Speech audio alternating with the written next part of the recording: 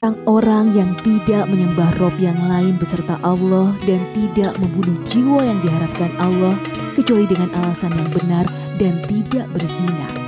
Barang siapa yang melakukan yang demikian itu, niscaya dia mendapat pembalasan dosanya, yakni akan dilipat gandakan azab untuknya pada hari kiamat, dan dia akan kekal dalam azab itu dalam keadaan terhina. Kecuali orang-orang yang bertaubat, beriman dan mengerjakan amal soleh, maka itu kejahatan mereka diganti Allah dengan kebajikan. Dan adalah Allah Maha Pengampun lagi Maha Penyayang. Surah Al-Furqan ayat 68-70. Assalamualaikum warahmatullahi wabarakatuh. Selamat pagi pemirsa. Senang sekali saya Farid Hasan kembali menjumpai Anda dalam Tawakal. Dan saat ini di studio sudah ada bersama kita Mas Erwin dan juga Pak Ustadz Muhammad Ziyad. Assalamualaikum Pak Ustadz. Waalaikumsalam warahmatullahi wabarakatuh. Dan pemirsa, Mas Erwin ini datang ke kita. Dia bilang kalau dia punya cerita masa lalu yang kurang baik dan itu menghinggapinya terus sampai dia trauma. Nah, kalau bicara soal trauma nih Pak Ustadz, kira-kira dalam Islam boleh nggak kita selalu mengacu ke masa lalu dan itu bisa mempengaruhi kehidupan kita ke depan ini? Dalam pandangan Islam gimana Pak Ustadz? Terima kasih Mas Farid. Jadi seseorang itu kalau mengalami masa pahit dan ini terakumulasi berulang-berulang, maka biasanya akan menimbulkan traumatik pada seseorang. Dan kalau traumatik ini tidak diobati, tidak diberikan solusi, maka ini akan kemudian menjadikan sikap yang skeptis, yang luar biasa, dan ini berbahaya.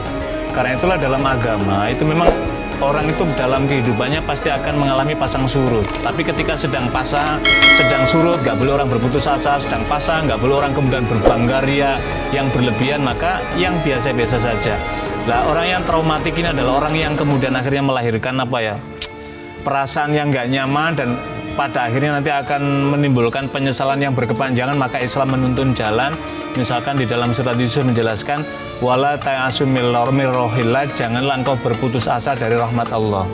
Kemarin kita mengalami kesulitan, kemarin kita mengalami masa yang tidak enak, kemarin mengalami masa yang pahit, tapi tataplah masa depan. Allah kita panggil dengan memohon petunjuknya, berdoa dalam kehidupan kita, maka Allah akan menurunkan rahmatnya, Allah akan berikan ketenangan dalam hidup kita. Maka traumatik itu pelan-pelan akan berganti menjadi potensi yang baik dan pikiran yang baik, dan inilah yang kemudian akan melahirkan laku yang baik. Nah, Mas Erwin, kita akan mencoba bantu untuk menghilangkan sedikit trauma yang ada dalam diri Mas Erwin.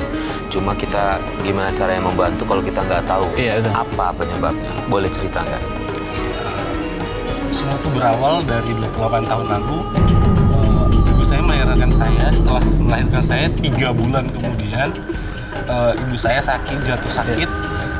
Sakit-sakitan terus ibu lumpuh total untuk kaki, dan dia tidak bisa berjalan sampai akhirnya hanya bisa terbaring di tempat tidur. Berjalannya dan itu semua membuat saya merasa terpukul sebagai seorang anak, dan saya tidak mendapatkan yang namanya ASI.